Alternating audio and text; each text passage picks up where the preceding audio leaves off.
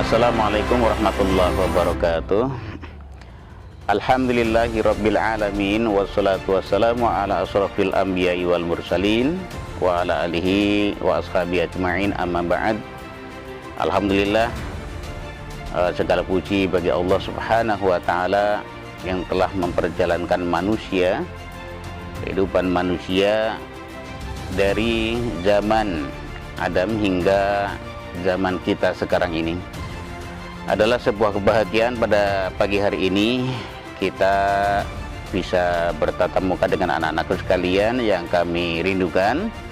Tentu ini juga suasana yang berbeda ya, di rumah dengan di sekolah, dan juga di masa-masa normal dengan masa-masa yang tidak normal seperti sekarang ini.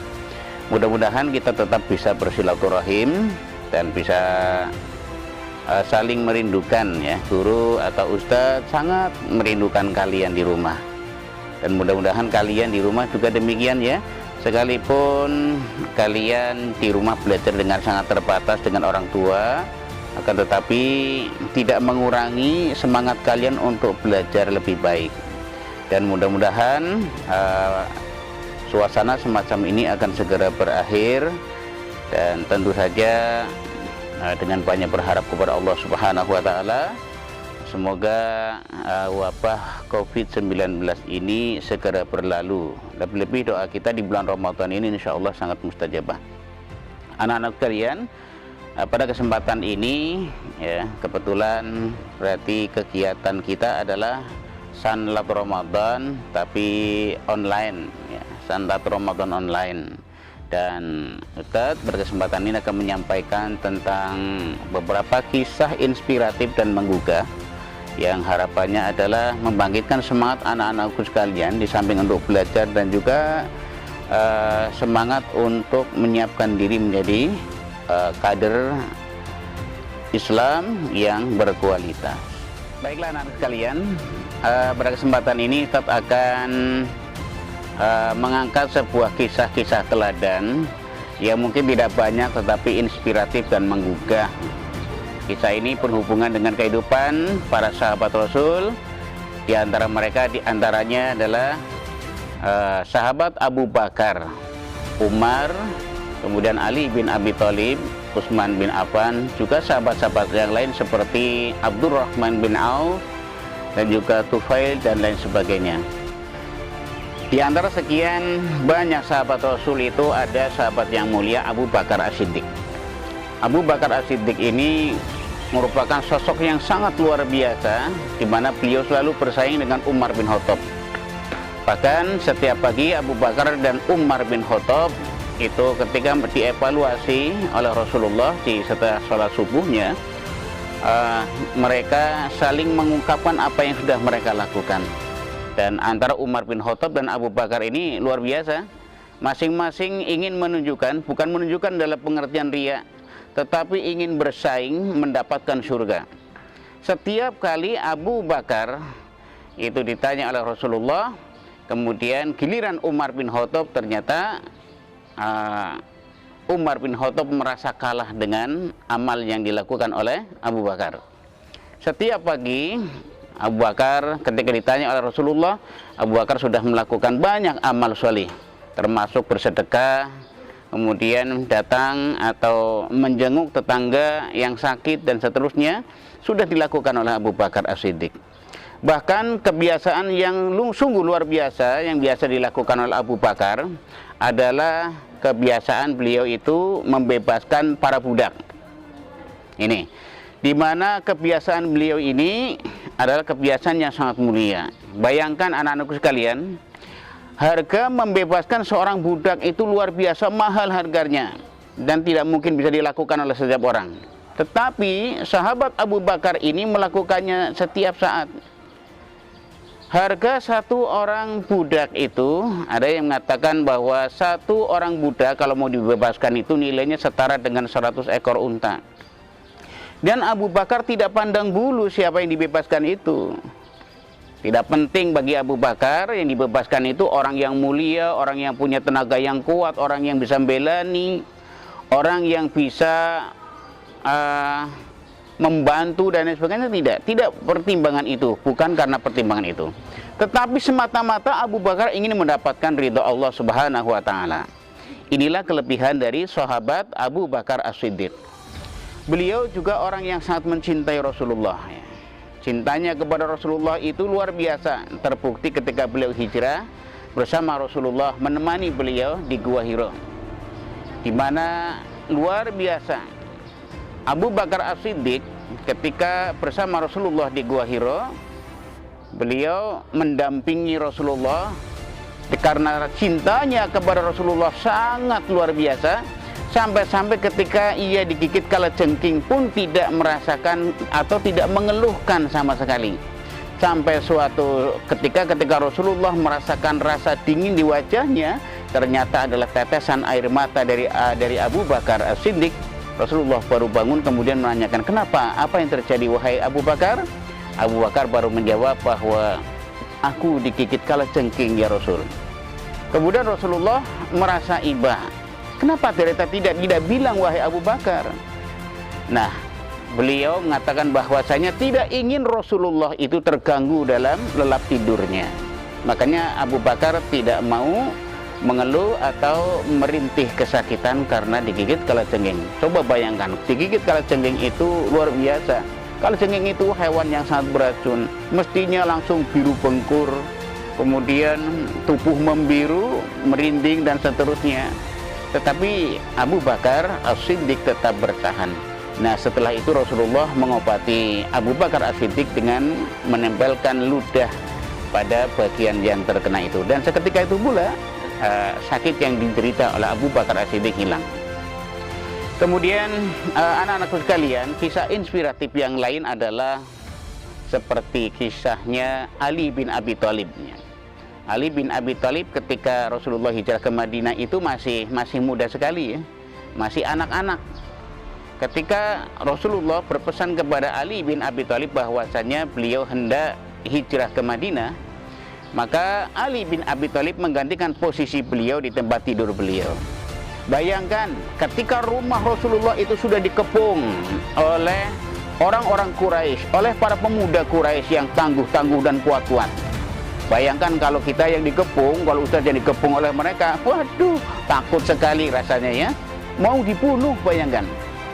Tetapi yang dilakukan Ali bin Abi Thalib menggantikan posisi tidur Rasulullah ini bukan sesuatu yang biasa saja, ini sesuatu yang luar biasa. Ali bin Abi Thalib dengan keberaniannya menggantikan Rasulullah di tempat tidur. Kemudian pada saatnya ketika orang-orang ini yang mengepung rumah Rasulullah ini tertidur, sementara Ali bin Abi Thalib tidur di dalam. Dan ketika mereka bangun, mereka masuk dengan menodongkan pedang-pedang mereka yang tajam dan lancip itu ke tubuh Ali bin Abi Thalib. Setelah dibuka ternyata bukan Rasulullah. Tentu ini bagi Ali bin Abi Thalib, kalau itu yaitu seperti kita, Masya Allah, mestinya takut sekali. Tetapi bagi Ali bin Abi Thalib, karena ini adalah tugas dari Rasulullah, maka ia melaksanakannya dengan penuh keikhlasan dan kegembiraan. Anak-anakku sekalian, ini berarti cintanya Ali bin Abi Thalib kepada Rasulullah itu luar biasa. Sementara anak-anakku sekalian, coba bayangkan cinta kita kepada Rasulullah seperti apa. Nah, inilah orang-orang terdahulu seperti itu karena saking dekatnya dengan Rasulullah. Kemudian kisah inspiratif yang lain anak-anakku sekalian seperti kisah Umar bin Khattab. Umar bin Khattab adalah sahabat Rasulullah yang sangat Rasulullah cintai. Umur beliau dengan Rasulullah lebih muda dari Rasulullah. Tapi Rasulullah sangat mencintai Umar bin Khattab. Umar bin Khattab ini dulunya adalah merupakan sosok yang galak ya. Enggak kayak Ustadz ya. Orangnya galak, orangnya dari ukuran tubuhnya saja gede dhuwur. Ya, galak, kemudian keras dan kasar. Nah, semua itu kemudian berakhir setelah beliau beriman dan memeluk agama Islam.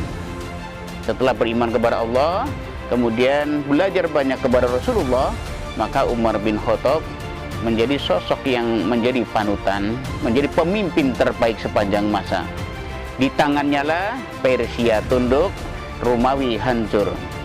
Ini adalah jasa yang sangat besar beliau kepada umat Islam.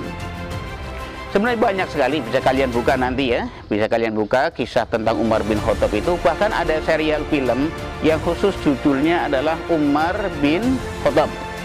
Nah itu serial filmnya itu mungkin kalau kalian yang kelas-kelas 6, kelas 5 sudah pernah diputarkan ya.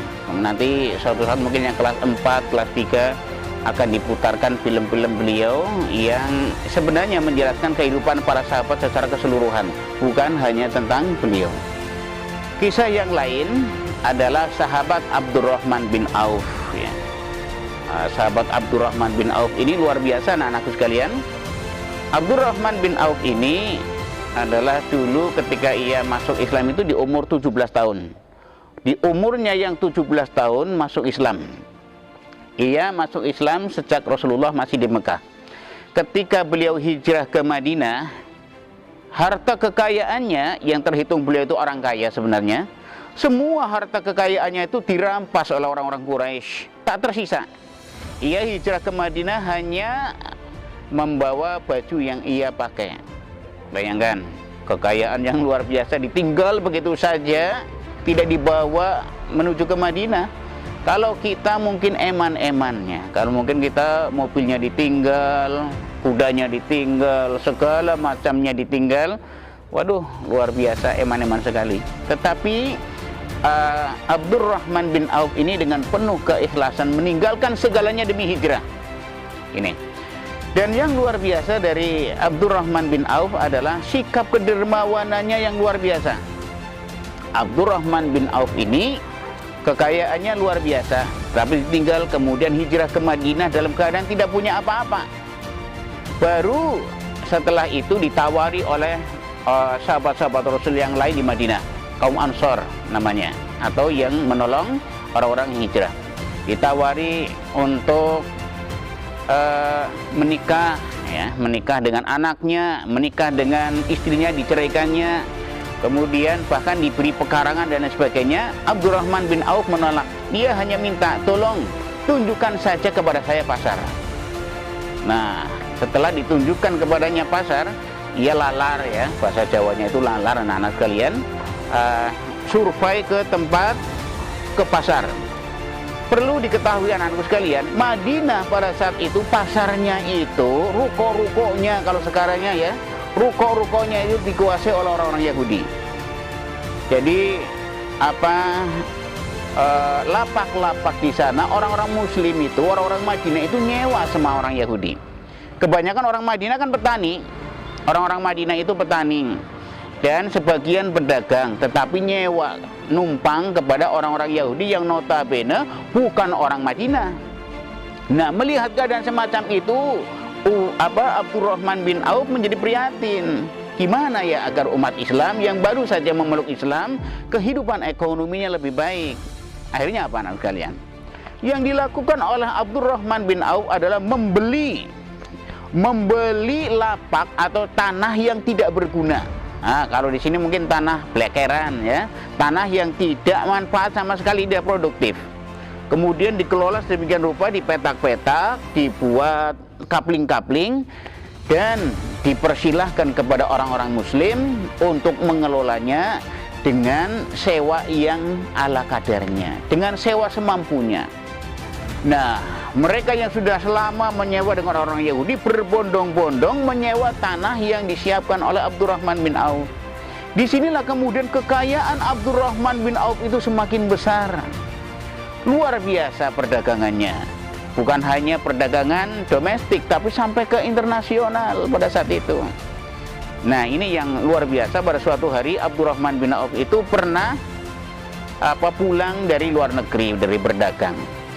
Beliau membawa sejumlah rombongan sebanyak 700 ekor unta lengkap dengan bawaannya. Nah, kalau sekarang istilahnya 700 kontainer ya. Orang-orang Madinah pada saat itu berbisik-bisik, waduh senang banget ya jadi Abdurrahman bin Auf. Seandainya saya punya kekayaan semacam itu, wah senang banget. Ternyata bisikan-bisikan mereka itu didengar oleh Abdurrahman bin Auf. Nah, Abdurrahman bin Auf berbisik dalam hati, waduh kalau seperti ini bisa menimbulkan iri hati. Harus diantisipasi ini. Akan aku sedekahkan semua yang aku bawa ini. Kemudian diundanglah seluruh penduduk Madinah pada saat itu. Diundang, wahai penduduk Madinah, semuanya kumpul. Wah, semuanya kumpul. Para sahabat Rasulullah yang mulia pun semuanya kumpul. Bahkan Aisyah pun ikut kumpul. Setelah itu 700 ekor unta ini beserta bawaannya semuanya diserahkan kepada penduduk Madinah tanpa sisa. Bahkan Aisyah pun mendapatkan bagian. Sampai orang-orang heran, wahai Abdurrahman bin Auf, nanti kamu akan makan apa? Dan kamu nanti untuk biaya, untuk modal usaha lagi dengan apa? Tapi Abdurrahman bin Auf dengan enteng mengatakan, bagiku mudah karena Allah Maha Kaya. Bagiku yang penting ada pasar, di situ Allah akan memberikan rezeki yang luar biasa kepadaku. Anak-anakku sekalian, dari kisah ini menunjukkan ada ibroh ya, ada pelajaran yang penting. Apalagi dalam suasana semacam ini anak-anakku sekalian, tidak semua orang hari ini bahagia loh. Tidak setiap orang hari ini bahagia. Banyak di antara mereka karena pengaruh COVID-19, banyak yang di PHK, banyak yang kekurangan makan, banyak kekurangan minum, banyak yang kekurangan gizi dan lain sebagainya. Ini membuka pikiran kita, hati dan perasaan kita untuk berempati kepada mereka. Nah, kalian nih yang punya tetangga ya, jangan menyangka tetangga kalian itu bahagia. Bisa jadi di antara mereka adalah orang-orang yang kekurangan hanya karena tidak mau cerita. Maka kalau di rumah ada beras, coba bersedekah. Anak-anakku sekalian, ini makanya tirulah Abdurrahman bin Auf ini dalam soal berderma ya. Yang kita makan itu ya, yang kalian nikmati di rumah sudah cukup insya Allah.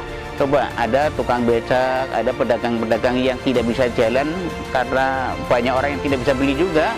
Itu juga harus diberi perhatiannya. Kita harus memberikan perhatian kepada mereka. Saya kira itu anak sekalian. Mudah-mudahan menjadi inspirasi bagi kalian. Cerita dengan bapak dan ibu bagaimana turut membantu saudara-saudara kita, di mana pada saat ini banyak sekali orang-orang yang sedang kekurangan. Dan insya Allah apalagi di bulan Ramadan, dilipat gandakan pahala sedekah kalian. Mudah-mudahan bermanfaat. Demikian dari Ustadz. Salam kangen dari kami ya, dari Ustadz-Ustadzah. Semuanya insya Allah kangen dengan kalian.